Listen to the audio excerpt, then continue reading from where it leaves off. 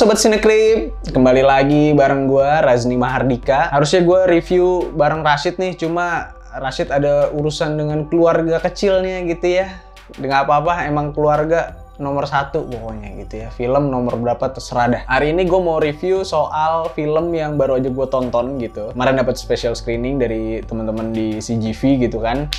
Judulnya The Fabelmans. Wah, ini film yang lumayan gue tunggu-tunggu juga sih tahun ini. Film dari sutradara legend, the one and only Steven Spielberg, ya kan. Aduh, ya ampun, kakek-kakek ini masih aja bikin film dah. Gue tunggu karena kayaknya cukup personal nih soal sutradara ini gitu ya, soal Spielberg sendiri gitu terhadap filmmaking gitu. Cuma katanya bukan dari benar-benar dari cerita dia, cuma semi autobiografi lah. Intinya ini adalah bercerita soal Sammy Fabelmans yang diperkenalkan ke film waktu dia masih kecil, nonton film The Greatest Show on Earth gitu. Nah dari situ dia melihat satu adegan kereta api tabrakan itu kebayang-bayang terus gitu, sampai akhirnya dia mendapatkan kamera pertamanya. Intinya kita ngikutin kehidupan keluarga Fabelmans ini, terutama Sammy gitu ya, sampai kehidupan di waktu remajanya, SMA-nya, dia ketemu cewek, terus dia punya first kiss-nya gitulah. Yang gue suka dari cerita ini adalah ya emang karena ini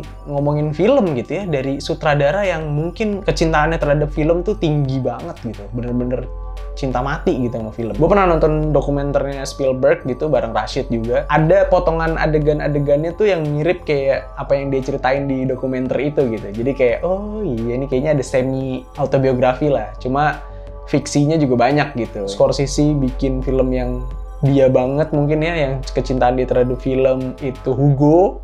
Sekarang Spielberg ngeluarin The Fabelmans ini tuh kayak, lucu banget ini temen-temen segeng ini gitu bikin film soal film, dan beda banget dari biasa mereka bikin. Sinematografinya as always film-filmnya Spielberg stunning lah ya, walaupun ini filmnya personal gitu, tetap keren gambarnya. Apalagi pas dia ngeliatin miniatur kereta udah kayak kereta beneran, itu tuh menurut gue anjing, di create adegannya tuh kayak seolah-olah tuh replika dari film Greatest Show on Earth gitu, padahal pakai mainan. Itu tuh bagus banget. Pemainnya nih tergolong baru nih gue ngeliatnya gitu, kayak si Sammy Fabelmans-nya ini nih kayak gue jarang nih gue ngeliat nih. Di mana ya?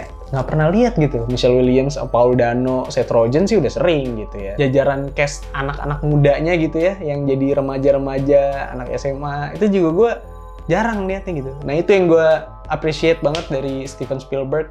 Dia selalu seneng gitu nyari talent-talent baru, walaupun di usia dia yang udah tua ini gitu.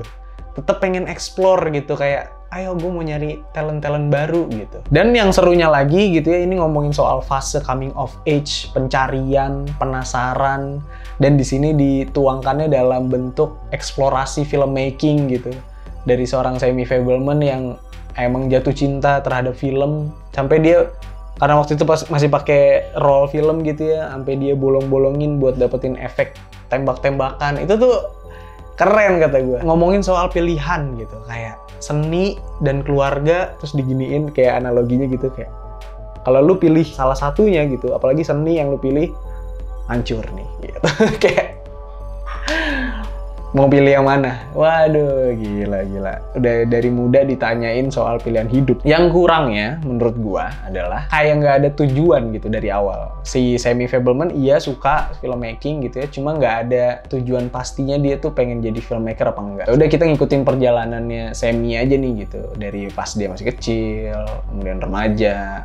Kemudian ada intrik-intrik di dalam keluarganya yang, ini nggak bisa spoiler sih, seru gitu ya. Yang akhirnya ditemuin lewat dia yang suka sama filmmaking gitu ya, pas lagi ngedit, wah ada sesuatu. Itu tuh menurut gue serunya di situ, di perjalanannya. Tapi karena kita nggak pernah tahu nih tujuannya mau kemana, nah itu agak kadang bikin gantung aja gitu. Komedinya, nah ini juga nih subjektif sih sebenarnya komedi ya. Selera gue mungkin sama selera yang lain yang nonton ini bisa jadi beda gitu. Cuma alasan gue mungkin karena udah terlalu sering nonton film komedi Asia gitu ya, akhirnya lebih nyambung sama cara orang Asia berkomedi gitu. Tapi juga di sini ada konteks tahun 1950-60-an gitu, yang kadang tuh bikin komedinya kok kayak garing ya. Cuma ada bagian yang menurut gue, wah pecah sih, bagus gitu, sampai tepuk tangan orang tuh bagus banget. Gue suka banget itu ada adegan itu. komedinya bagus sama pengemasan adegannya bagus. Cuma sebagian besar komedinya yang di sini tuh kayak aduh nggak jelas nih. Menuju akhirnya nih setelah Semi ini lulus SMA gitu ya, menuju lulus SMA itu kan udah mulai pilihan hidup yang lebih tough gitu ya. Dia mau kuliah atau dia mau ngejar mimpinya jadi filmmaker. Nah, ada masalah di keluarga Semi dan Semi harus milih ikut siapa. Itu tuh akhirnya di ending jadi kayak oh gitu, gak gong aja sih menurut gue. Kok gue kayak nggak ngerasa wah gila ini nih gitu. Nggak ada kayak planting yang bikin gue tuh jadi anjir ternyata ini yang membawa Semi ke sini gitu. Nggak ada. Yang menurut gue kayaknya kok agak buru-buru di endingnya gitu. Ada udah gini aja gitu. Apa biasalah time skip gitu kan. Time skip gitu tuh kayak aduh. Adegan yang menurut gue terbaik gitu ya. Terbaik dulu ya. Yang paling terbaik ya pasti pas bikin film gitu. Pas bikin film perang. Wah itu seru banget sih. Anjir nih kalau gue nonton sama Rashid nih kayak wah seru banget ya anjing nih. Adegan perang dibikin-bikin itu tuh bagus aja, kayak syutingnya di gurun ala-ala nyari bangunan yang udah hancur gitu, terus ngajak temen-temennya tuh yang skalanya tuh 40-an orang gitu. Tadinya cuma syuting berlima, berenam, sekarang 40 orang gitu. Cuma masih ala kadarnya juga, ngasih apa direction gitu ke aktornya, yang aktor cuma temen doang gitu ya, dikasih apa ya kayak semacam motivasi ke karakternya gitu, terus dia jadi kayak gitu bagus banget. Jadi terharu beneran pas ngedit. Dokumentasi keluarga itu penting banget sih, adegan penting banget menurut gue. Dan yang dikemasnya tuh tek. Wah anjir bagus. Kadang kalau filmmaker lain tuh bisa kayak anjir klise banget nih gitu. Anjir ini mah dibikin-bikin, didramatisasi gitu. Kalau filmmaker lain gue kadang ngerasa kayak gitu. Tapi Spielberg di sini bisa tetap feel-nya tuh real aja gitu buat gue. Sama yang ini adegan apa yang tadi gue sempet kasih tahu juga, ada di kamar salah satu perempuan waktu Semi SMA gitu. Nah itu bagus banget. Si cewek ini nih ngefans sama Jesus Christ.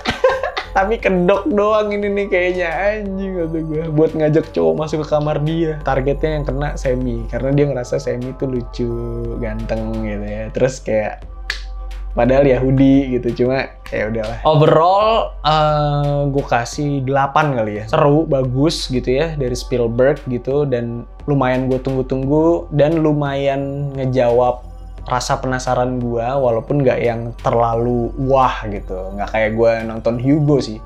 Gue nonton Hugo masih jauh lebih suka. Cuma ini lumayan mengobati rasa rindu gue ke film Spielberg yang emang ada satu anak-anak gitu ya, kedua seru, ketiga personal. Terima kasih kakek Spielberg, grandpa udah bikin The Fabelmans, I love it gitu, kayak aduh bagus. Pada nonton filmnya kalau udah tayang di bioskop nih gitu ya, dan jangan lupa kasih tahu gua gimana pendapat kalian setelah nonton filmnya. Jangan lupa like video ini, komen, kita diskusi di kolom komentar, dan subscribe, nyalain lonceng notifikasinya buat dapat update-update terbaru dari Cinecrip. Dan follow Instagram kita, ikutin terus. Kayaknya makin kesini Instagram juga coba kita bikin lebih variatif gitu ya kontennya. Gitu aja, sampai ketemu lagi di review-review berikutnya. Ciao!